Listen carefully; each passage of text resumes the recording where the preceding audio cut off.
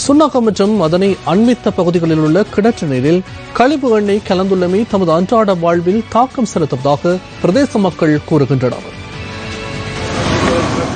சுன்னாகம், ஏழாலை, தெல்லிப்பளை, ஊரேழு போன்ற பகுதிகளில் உள்ள மக்கள் கிணற்று நீர் மாசடைந்துள்ளதால் எதிர்நோக்கி வரும் பல்வேறு அசௌகரியங்கள் தொடர்பில் இன்று எம்மால் அவதானிக்க முடிந்தது. என்றும் கூட பல இடங்களில் பிரதேச சபைகளினால் குறித்த பகுதிகளில் குடிநீர் விநியோகிக்கப்பட்டது. சுன்னாகம் நீர் பிரச்சினைக்கான தீர்வு தமக்கு இதுவரை கிடைக்கவில்லை என மக்கள் குற்றம் சுமத்துகின்றனர். இப்ப கடைசியா சுண்ணாத்துல அவை அதை கழிவு இதை அப்புறப்படுத்தாமல் ஒரு இடத்துல விட்டபடியால் அது நிலத்துல இறங்கிட்டு, அப்ப நிலத்துல இறங்கினா நிலத்தடி நீரும் அங்கே நீர் குறைவு. அப்ப அந்த மழையால் பெய்து அன்னைக்கு அதில் கிணறுகளுக்கு வந்து கலக்கிற காரணம் என்னென்றால் மழை பெய்து அந்த தண்ணி கீழே வந்தோடனே அந்த ஊற்றில போய் வளர்ந்து அப்ப கிணறுகள்ல போய் கலந்து கொள்வது விவசாய நிலங்கள் பாழாகி இதுகளாலே தன்னது.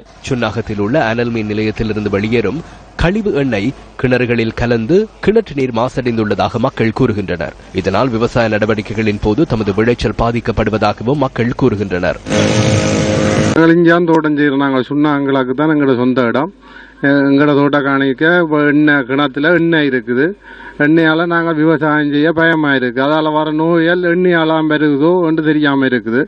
அதனால நாங்கள் முதலிடுறதுக்கு யோசிச்சு கொண்டு இருக்கிறோம். இந்நீரை பயன்படுத்துவதால் சரும நோய்கள் ஏற்படுவதற்கான வாய்ப்புகள் உள்ளதாகவும் மக்கள் கவலை வெளியிட்டுள்ளனர். தண்ணீரை நம்பி எண்ணெய் ஊத்துறதுன்றது உண்மைதான். காரணம் இந்த பவுசைய அண்டிய பகுதியில் தான் இந்த தாக்கம் இருக்குது.